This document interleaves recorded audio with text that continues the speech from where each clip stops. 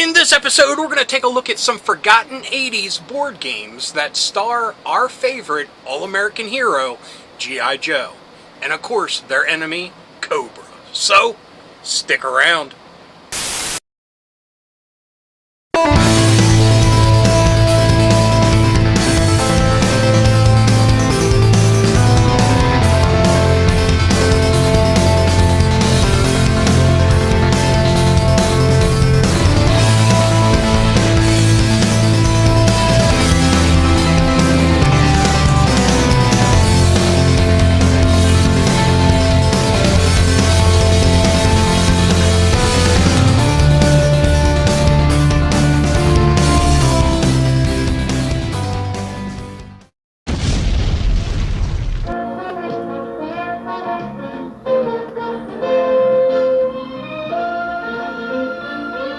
Hello, fellow dorks and dorkettes, and welcome to Nostalgia Syndrome. My name is Rob, and in this episode, we will be taking a look at some forgotten 80s board games that were all about G.I. Joe. Surprisingly, there weren't that many released throughout the 80s, but the ones that they did release are all truly special in their own way. And when I was doing the research on this, I wanted to play them. I mean, just the way that they were describing some of these games, I wanted to jump in and play, like, right away. So, I'm going to be posting prices along with this episode because these are definitely items that I would love to get and love to play with. But, just to give you a little heads up, I'm going to be doing a voiceover for this episode because I have 3 little yappy dogs running around the house barking at who knows what, so it's a little bit more peaceful with me sitting in the office with a microphone other than here right now filming. So luckily they're quiet right now so that I can do this, but I don't know when they'll pop off again. So yeah, just a little side note about that. Anyway, without further ado, let's get to number 1. Our first 80s G.I. Joe board game comes from Milton Bradley in the year 1982. Now, most of the board games will be from Milton Bradley because Hasbro owns them. Anyway, this is the G.I. Joe Adventure board game. And believe me, this game has a lot more going for it than I would have ever realized. Now, first things first, one of the coolest things about it are the player tokens, which are 9 of the original G.I. Joe members, and it features their package artwork. And you don't need anything else. I mean, that is an awesome player piece right there. Now, what the game is about is you race around the board attempting to complete as many mission cards as possible. Players are given objective cards to accomplish and start their tasks by wandering the training areas, gathering equipment cards to help them in their quests. After gathering what they feel is adequate, they set off towards the locations in the adventure cards stated on their objective cards, expending equipment cards to access secure sites and overcome enemies. When they reach their destinations, they score points stated on the objective cards and draw starting another cycle of gathering and moving towards their objectives. Now, the first player to get 100 points wins. Now, what they are saying are the adventure areas are Cobra Island, which is awesome. I mean, this has got to be one of the earliest mentions of Cobra Island, I would think. And there's a desert area, which, apropos for the time period, I guess. I really like that there is like a dynamic to this that's just not point A to point B. You actually have to gather materials and different weapons and objects, all from the G.I. Joe toy universe. And those also feature the package artwork, which is awesome. Now, one of the things that stands out to me is one of the G.I. Joe vehicles, they say, is a hydrofoil.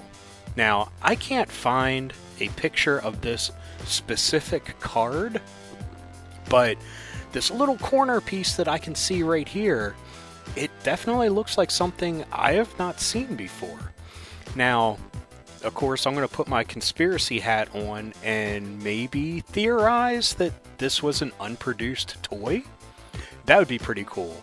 I'd like to look into that a little bit more. But until that, let's get to number 2.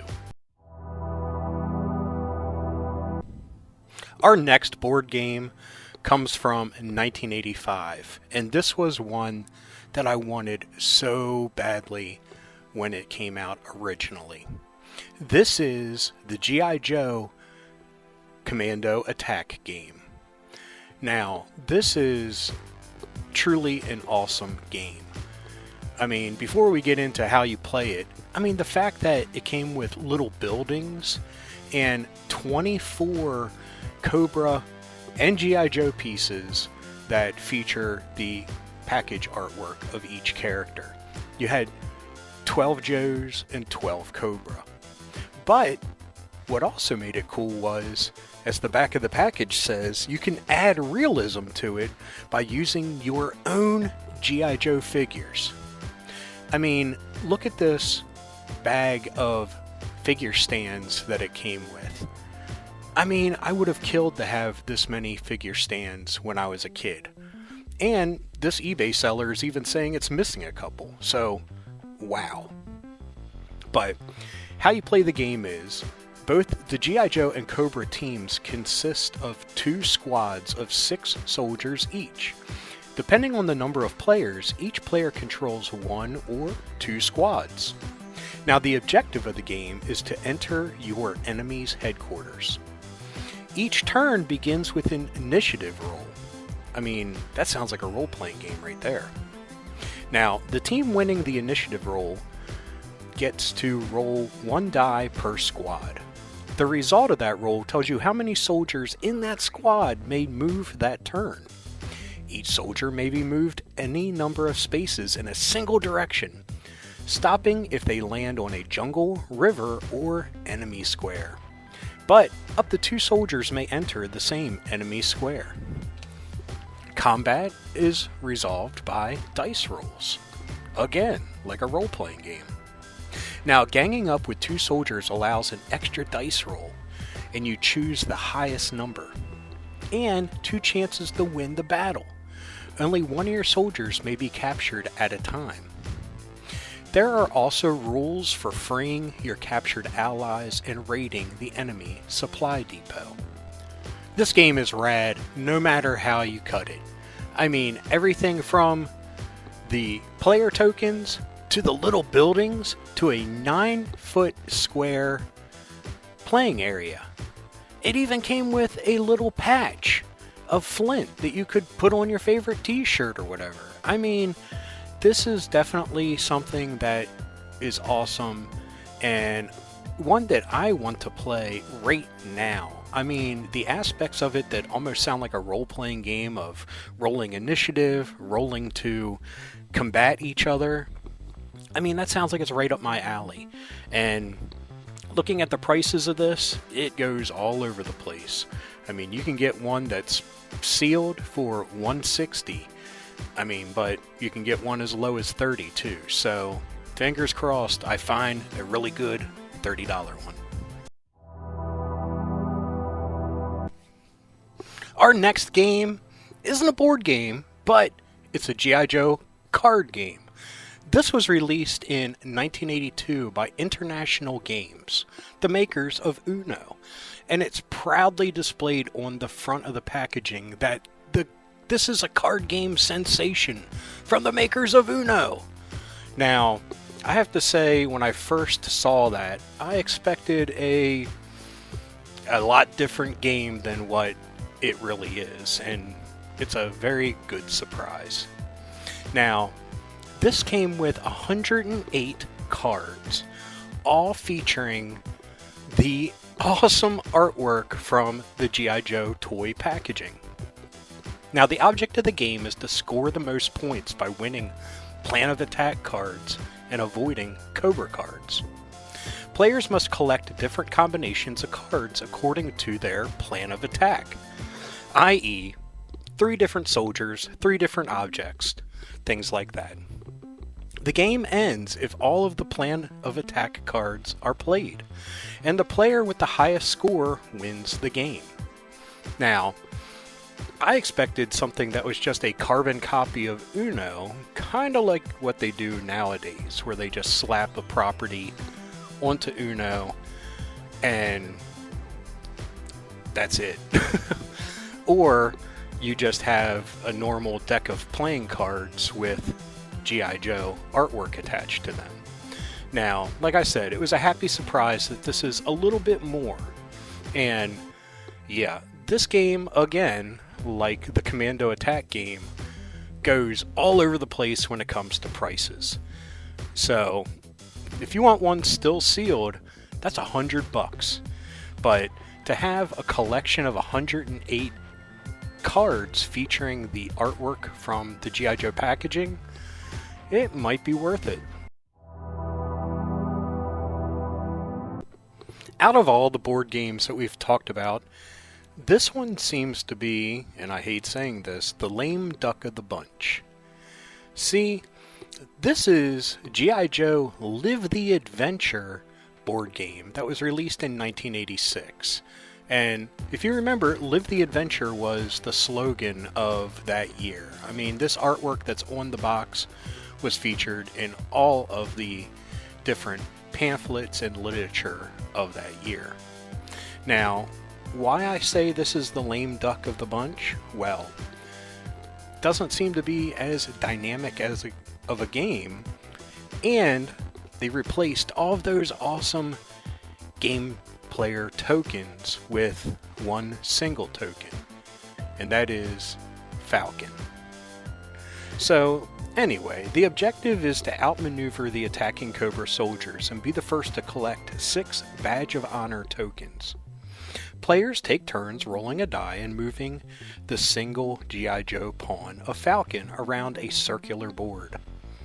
Most spaces consist of battle with Cobra soldier battles, and the battles are resolved by the active player and an opponent of his or her choosing, each playing one of 2 cards. If the active player wins, he receives a Badge of Honor. First player to earn those 6 Badges of Honor is the winner. Yeah, it doesn't sound as cool as any of the other ones that we talked about, and will talk about. I mean, even a basic card game sounds a lot better than this. And I have to say, the public has spoken, because the resale value on this little gem isn't that crazy. So, yeah, I think they're telling us something. Our last forgotten 80s G.I. Joe board game comes from Hasbro in the year 1982. And unfortunately, it's not a board game per se, but it looks like an awesome game nonetheless. This is the Cobra Battle Game. And I'm going to say, unlike the Cobra Attack game, where you could bring your figures into the game, this allowed you to bring the game to your figures. Now, listen to what I'm saying here. You could actually play this game without playing the game. You could sit there by yourself, you don't need a second player, to fire these foam darts at your action figures and vehicles. I mean, that's what I imagined it was all about when I was a kid, because I wanted this game so badly, and I never had the opportunity to have a second player in my board games. I had board games, sure, but no one to play them with. Anyway, that's a sad story for another day. Now, this is a very simple game, because you either play G.I. Joe or Cobra, green for Joe, blue for Cobra, and each player controls a rubber band powered launcher. Now, the base of the launcher has 4 targets on it, and players are told to sit approximately 6 feet apart and take turns firing shots at each other to knock out the opponent's targets. And of course, the first player to knock out all 4 of his opponent's targets wins. Now, I'm going to go out on a limb and say, kids back then weren't sitting 6 feet apart. They were right up on each other, trying to hit each other in the eye. I mean, that sounds about right to me. Anyway, this is, again, a pretty pricey game to try to get on the resale market, but I think it would be so worth it. Like I said, you could bring these into your G.I. Joe collection, and they could be yet another, like the MMS or the flak gun. It would just be another piece of equipment for either your Joes or your Cobras to use, and it would be so much fun. Okay folks, that was a look at 5 forgotten 80s board games. Now, like I mentioned, each and every one of these, minus the Live the Adventure, because who wants to play as Falcon, look amazing. I mean, there was so much thought put into these games, and I find that truly amazing because of the time frame. I mean, we're looking at pretty much 1982 all the way up to 1986.